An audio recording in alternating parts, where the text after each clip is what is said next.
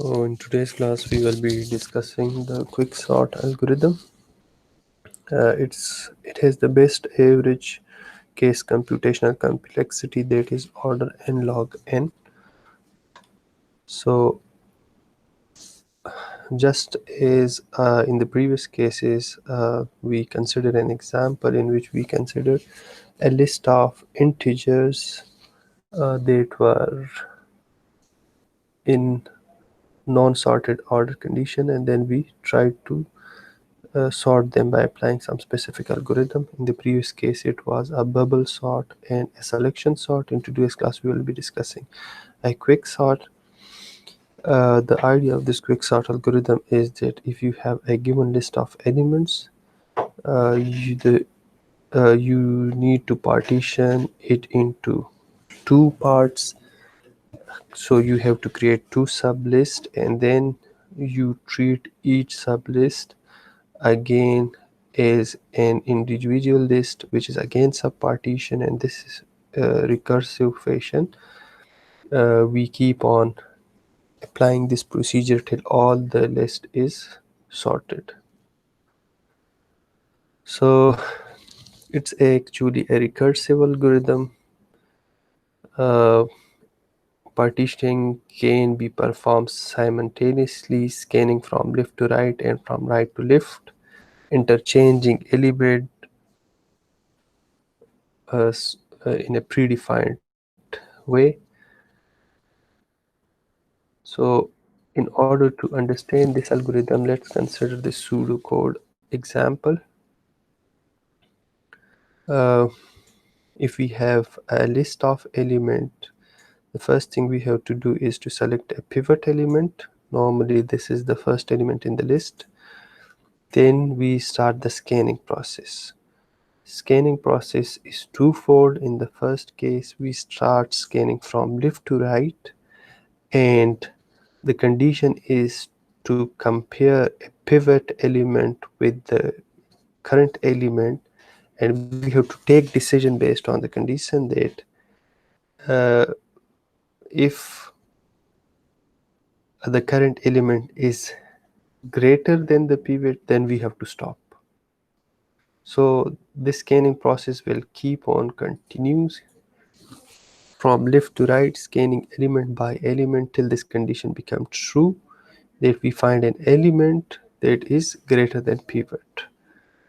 Then this condition will be stopped, and the index of that element which has a value greater than pivot will be stored in this variable I.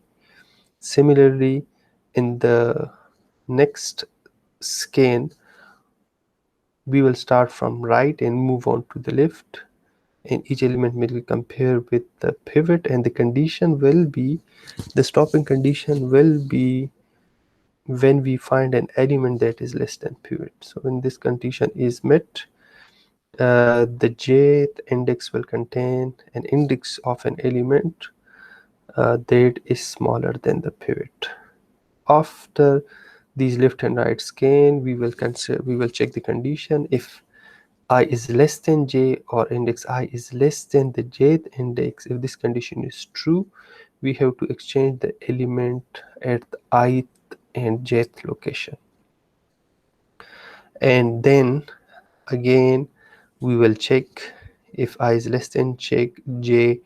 We will again reiterate the same loop by scanning from left to right and right to left, continuing on till the condition I is less than equal to j becomes false. So once I is less than equal to j condition is false, then we have to exchange the pivot element with an element contained at the jth location. That operation will be performed, and along with after that operation, we will partition the existing list into two sets, you can say. The first set will be from first to the jth element, and the second set will be from ith to the last element. So these are the recursive steps. These are the recursive steps in which we will again call the same algorithm or the same function but with the different limits of the list. So this is just a pseudocode representation. If it's not clear to you, then we will move on to a graphical representation example in which we'll try to make it more clear. So this is a graphical example. Here you can see that we have a 6 elements list, each containing different integers, and the integers are in non-sorted order. So in order to start applying this quicksort algorithm, we define different labels that are mentioned to the left hand side, that is L, R, I, J and pivot.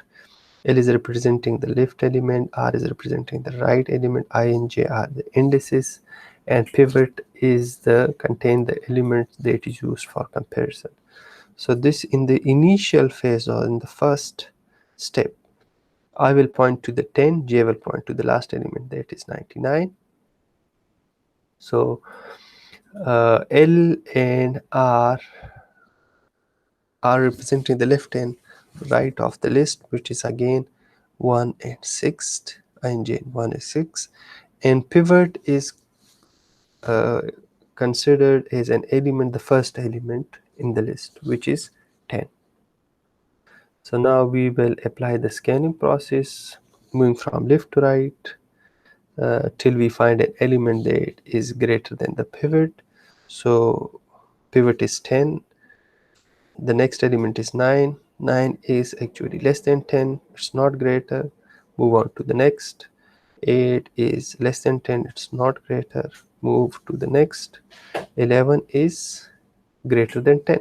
So the condition is met that we found an element that is greater than the pivot element 10. So I will be stopped at 11.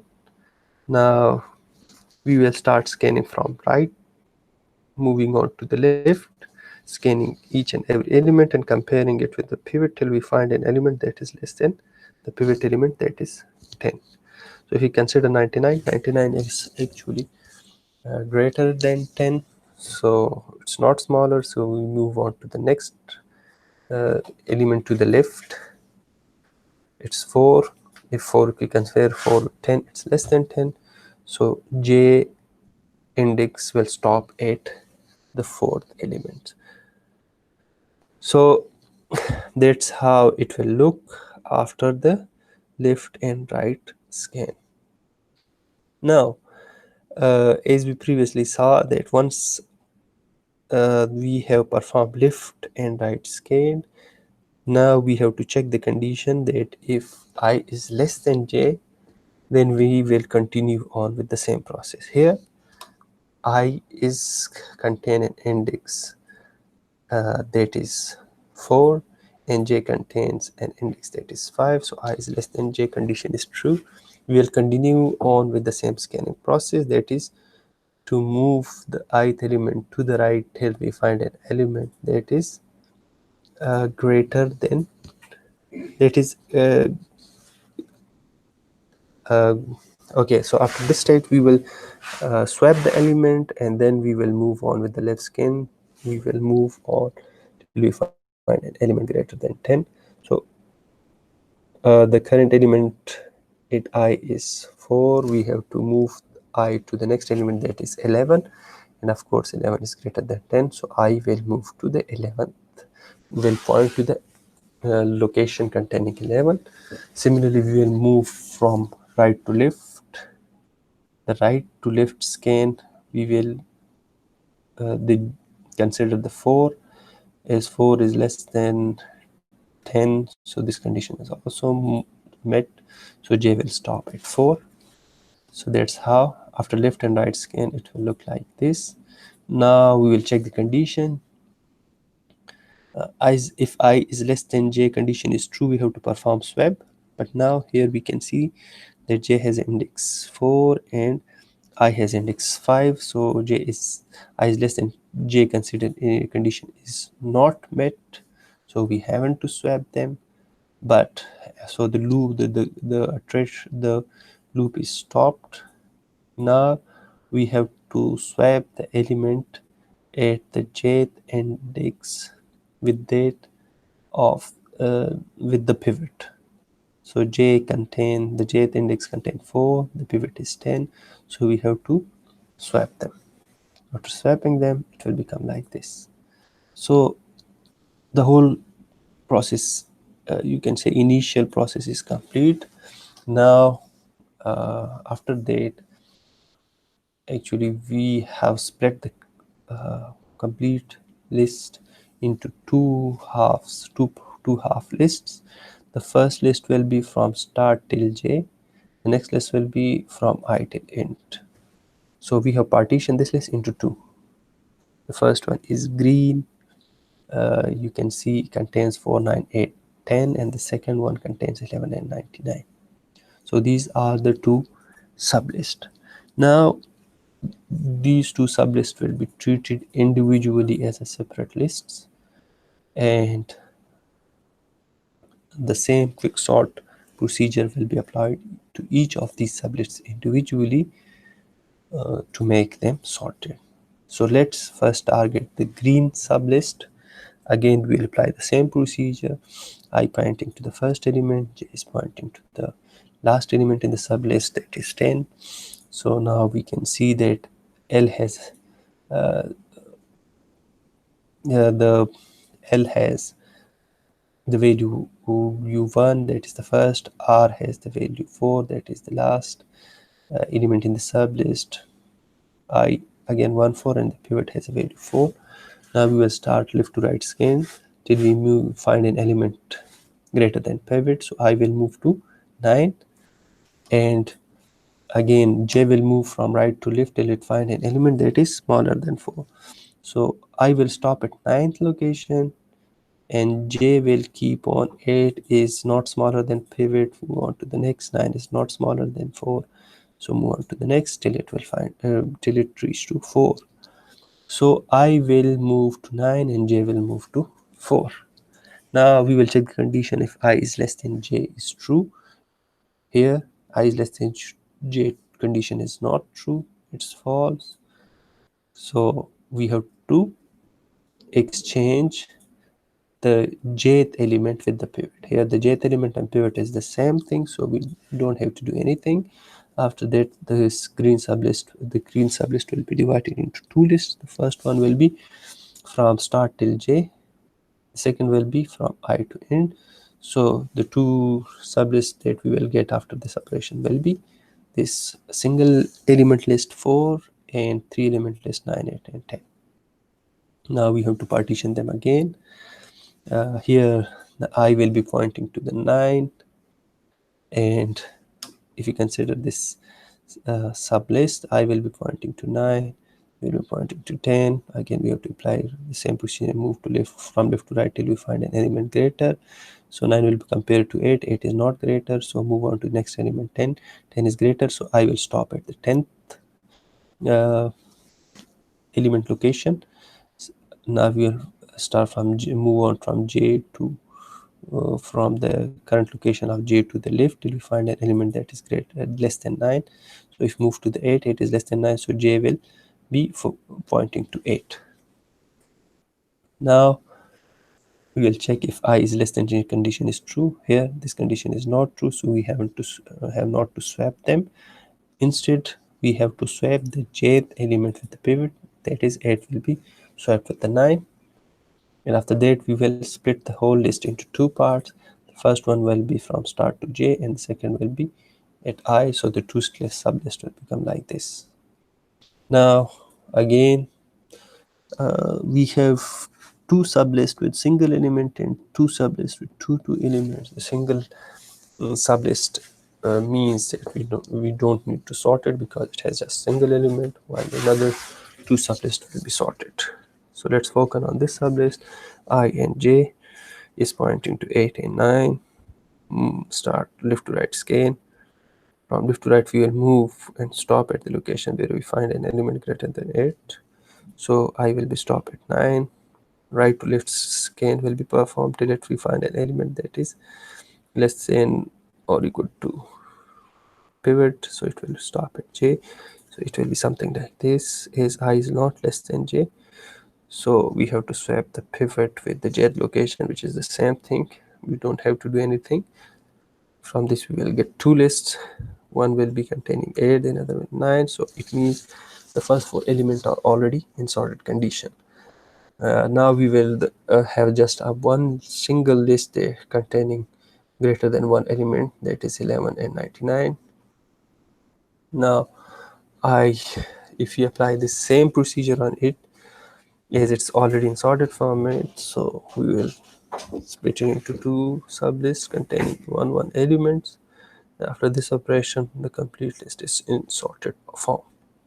So having discussed this operation of Quicksort, now we will try to write its code.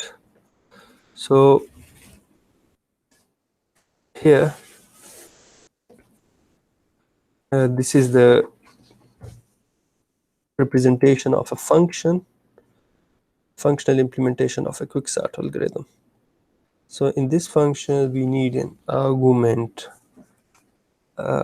which is an array containing all the elements of the list.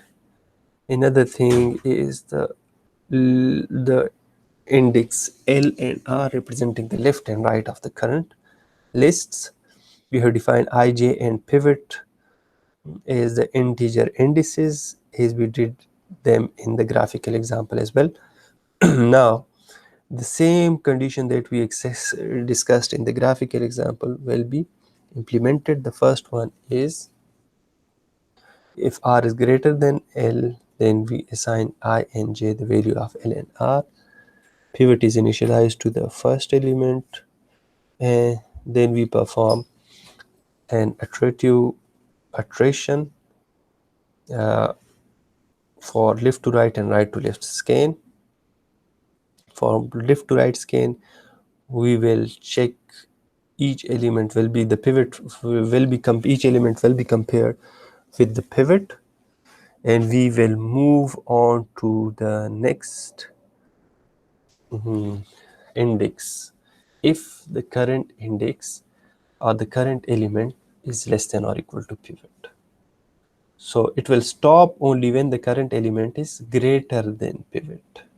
Similarly, in the next while loop, we will be considering movement from right to left. J contains the rightmost index, and it will be compared with the pivot.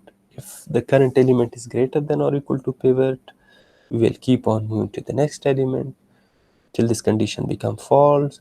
So after when this both after the stopping criteria for both the while condition is met, at that point I will contain the will be pointing to an element that is greater than pivot, and j will be pointing to an element that is less than pivot.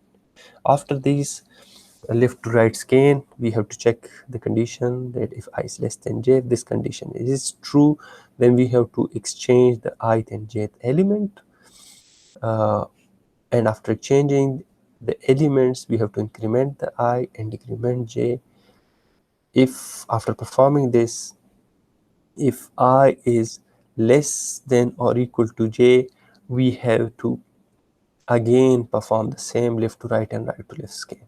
So we'll keep on doing this scanning process till the condition I is less than or equal to j becomes false. So when it becomes false, at that point we will get the list partitioned into two sub half. After this condition become false, the outer loops is stopped execution. At that point we have to exchange the pivot with the jth element, and then we have to call the same quicksort algorithm for the two sub partitioned lists. The first list will be from A to L. In the first half, we will pass the complete array A with indices for left and right from L and J, and another will to the another quicksort algorithm, we will again pass the same complete array with indices I and R for left and right. So that's as we are again calling the same function from the body of the quicksort function, so we can see that it's a recursive process. So this is all about the coding for the quicksort algorithm. Quicksort algorithm can only be implemented using recursive programming, and that's how it's done. This is the graphical example that we already discussed. Now, coming towards its computational complexity. In order to identify, uh, discuss its computational complexity, we have to again uh, discuss that. We have to see that how this whole process in the quicksort work. So we can divide or split it into two halves. The first half is the partitioning process, and the second one is the recursion process. So in the partitioning process, now in this slide you can see that we have split the implementation of this quicksort algorithm into the partitioning portion and the recursive portion. So this is pseudocode for the partition function. This function we will pass the array, and along with the bounds of the list that is represented by P and R, we have defined variable x, I, j. While the loop is true, we have to perform the left scan, we have to perform the right scan. If I is less than j, we have to exchange the element at I and j. And at the end of this while loop, j will be returned containing an index location of the j. So if we have this implementation for partitioning algorithm, for partitioning function, then we can define quicksort by performing we can implement quicksort by performing partitioning operation by calling that function. So this is the quicksort algorithm. Again, we will pass an array list containing list of elements, its lower and upper bound. If p is less than r, then q will contain, then we have to call the partitioning function. The partitioning function, the partition function will partition the array into two parts, and the partitioning point will be represented by the index q. So if we have q, then it means from start till q will be the first half of the list, and from q plus 1 till the end will be the second half of the list. And quicksort will be again called for the first half and the second half of the list.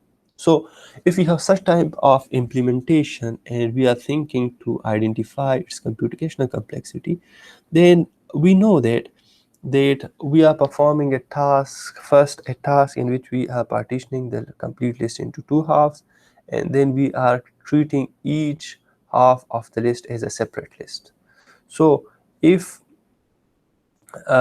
we have divided into two halves, the first half containing q elements and the second half containing, if the total number of elements are n, if the first half contain q elements, then the second half will of course contain n minus q elements.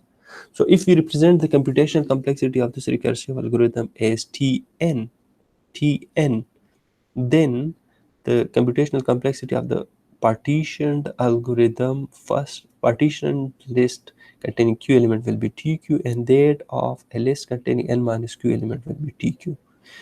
Is the total number of comparisons we have performed during this partitioning process is n. So in order to perform this partitioning, we additionally perform n steps, so that will be added as plus n with it. So this is the representation of the total computation complexity of the quicksort, that is Tn, total computational complexity of quicksort in order to sort n element is equal to tq complexity of first half plus tn minus q complexity of second half, and plus n which is represent the partitioning, the complexity of partitioning of the first step. So now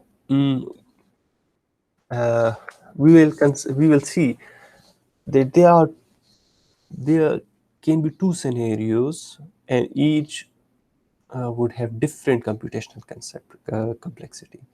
First scenario is considered as a worst case scenario or worst case partitioning, in which can happen in a way that in every partitioning process, the list is divided into two halves such that the first half contains just one element and the second half contains the remaining of the elements. So as it's visualized over here, represented in the form of, symbolically represented in the form of you can say a flow type of diagram. So if we have total elements n, the worst case scenario, it will always divide it into elements such that the first half will contain 1 and the rest n minus 1. If we can divide n minus 1 elements, partition n minus 1 elements, the first half will contain 1 and the second n minus 2. If we want to partition n minus 2 elements, the first half will contain 1 and n minus 3, and so on and so forth. So from here you can see that the partitioning of n elements into 2 has a complexity n. If you want to partition n minus 1 elements, uh, uh, uh, it will have a complexity of n minus 1 and plus 1, it will become again n. In order to partition minus 2 elements, it will have complexity of n minus 2 plus 1 for a single element, so it will become n minus 1, and so on and so forth. So at every step we have like n minus 1, n minus 2, and so on operations, and the total number of these different operations or partitioning operations will be actually n. So its complexity become order n square. So we can now visualize that the complexity is like order n square, but we have to prove it as well. So considering this worst case scenario, in which we divide the list into one half containing one element and another half containing minus one elements, the computational complexity can be represented symbolically as Tn containing n element is equal to T of 1 containing the first half contains one element, so it will be represented as T of 1 plus T of n minus 1, representing the second half plus n. So as we know that the computational complexity of a single element is already in sorted form, so it's order 1. So the overall computational complexity, keeping in view that T of 1 is just a constant with complexity of order 1, the T of n can be represented as T of n minus 1 plus n. Now in order to find the worst case complexity, we again consider the same complexity. T of n is equal to T of n minus 1 plus n. So if we know if somehow we find a complexity of T of n minus 1, we can put it over here, and that added with plus n will give us a value of T of n. But as T of n is not known to us, so we have to find it. So in general, T of n minus, if we know that T of n is equal to T of n minus 1 plus n, if we represent n with n minus 1 and solve this equation, then T of n minus 1 will become T of n minus 2 plus n minus 1. So after getting the value of T of n minus 1, we can replace this T of n minus 1 with T of n minus 2 plus n minus 1 over here. And if we put that value over here, output, and we solve the equation, we will get T of n minus 2 plus 2 of n minus 1. Now this equation is, the second one is exactly same as the first. Both will result in the same answer, but still we don't have a value of t of n minus 2. Somehow if we get the value of t of n minus 1, 2, we can put it over here, and then that value added with 2n minus 1 will give us the complexity of t of n. Now to find the value of t of n minus 2, we will replace n with n minus 2 in the first equation and put that value, replace that value in the second equation. If we do so, we will get a value of t of n minus 3 plus t of n minus 3.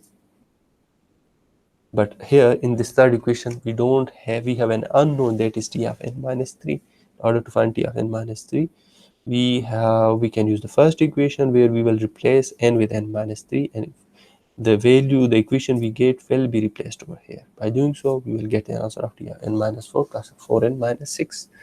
The second, third, and fourth, the first, second, third, fourth equation will always result in a similar answer.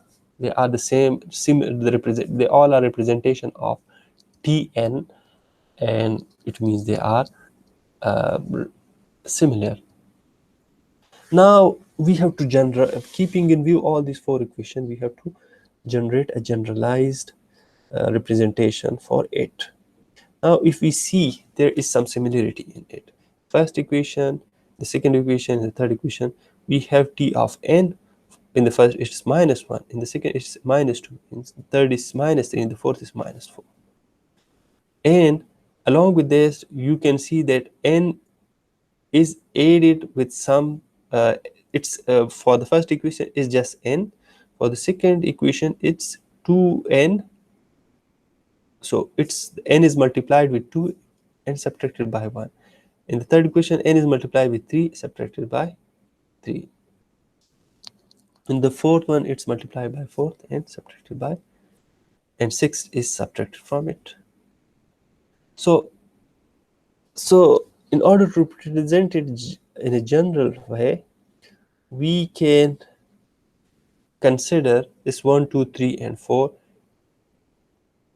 can be represented by a generic variable like k. So it will become n minus k plus plus the right side is something. Again, you can see the n is multiplied with 1, 2, 3, 4. So it again n will be multiplied with k, so it will become kn. And after that, the third term is 0, 1, 3, 6. That is subtracted. 0, 1, 3, and 6. So here we can see that it's something like starting like addition of elements from k till 1. In the first case, k is 1,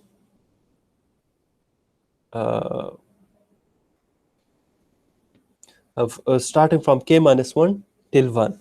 In the first case, the k has a value 1, so k minus 1 is 0. So of course, from 0, so it will have a value 0, so n is added with 0. In the second case, k has a value 2, so k minus 1 will have a value of 1. From 1 to 1, it will give us a value of 1, so 1 is subtracted. So here the value of k is 3, so 3 minus 1 become 2, and 8 from 2 to 1 is 2 plus 1 is 3. Similarly, in the case of 4, k has a 4 value, 4 minus 1 is 3, 3 plus 2 plus 1 is 6. So it's the general representation of these four equations is t of n minus k plus kn minus 1 plus 2 and so on till k minus 1. And this is actually an arithmetic series, and the arithmetic series is represented as k into k minus 1 divided by 2. So its general representation is t of n minus k plus kn minus k into k minus 1 divided by 2.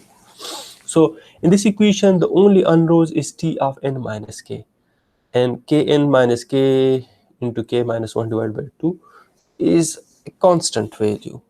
So but here t of n minus k is not known. So And this condition is true for any value of n or n and k. So if we consider that we have a value such that n minus k is equal to 1, then it means k, for a value where k is equal to n minus k can become 1. And at that case, we will get t of 1, which is a constant, and the equation will, from the equation we will get a constant value. So by putting n minus k equal to 1 or k is equal to n, this general representation of an equation become t of 1 plus n square minus n minus 1 divided by 2. Here we have different type. T of 1 is a constant. We have n square and n into n minus 1 divided by 2. So in this equation, the maximum leading term is n square. So the complexity of this algorithm become order n square. That's the final answer.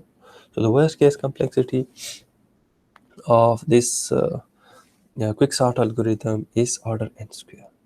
Now let's discuss the best case complexity. The best case scenario will be in which the list of elements is divided equally into two halves. The first two halves, so this can be represented graphically here.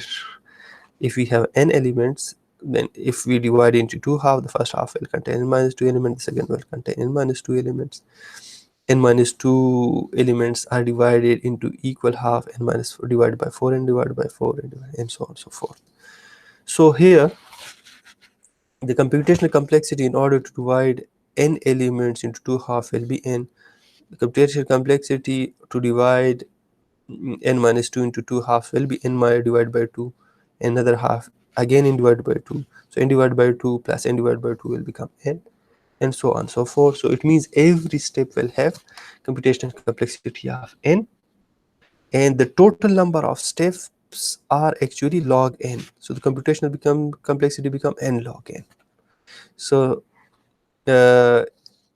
it's clear from this visual representation that the computational complexity of this algorithm will be order n log n. And in the representation form, we can see that the first half has n divided by 2 elements, so its computational complexity t of n divided by 2, another one will be t of n divided by 2. So if we add them, it will become 2 t n divided by 2, and the partitioning of first phase require n operations, so n will be added. So the computational complexity is 2 t of n divided by 2 plus n. In order to solve it, again we have to apply the same procedure. We have an unknown that is t of n divided by 2. So if somehow we get this value, that can be put in this equation, and by solving it we will get a constant value representing the computational complexity of this representation. In order to get the value of t of n divided by 2, in this first equation what we will do is replace n with n divided by 2, and then the output equation will be replaced by t of n divided by 2. If we do so, we will get another equation that is 4 t of n divided by 4 plus 2 of 2n. Here in the second equation, again we have an unknown t of n divided by 4.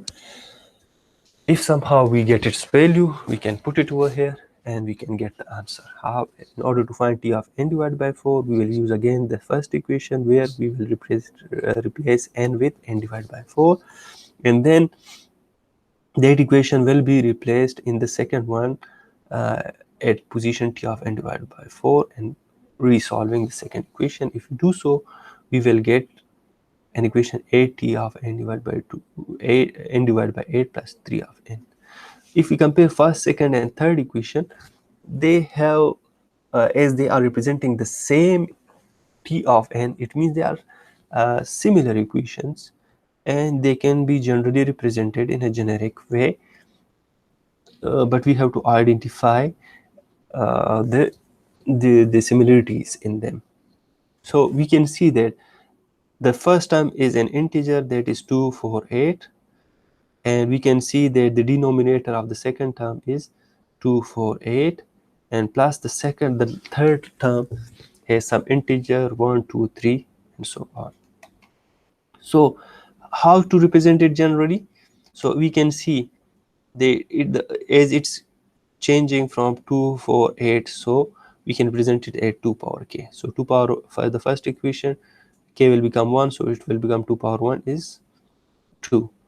For the second case, we will represent k with 2, so 2 power 2 becomes 4, so k will be so it will become 4.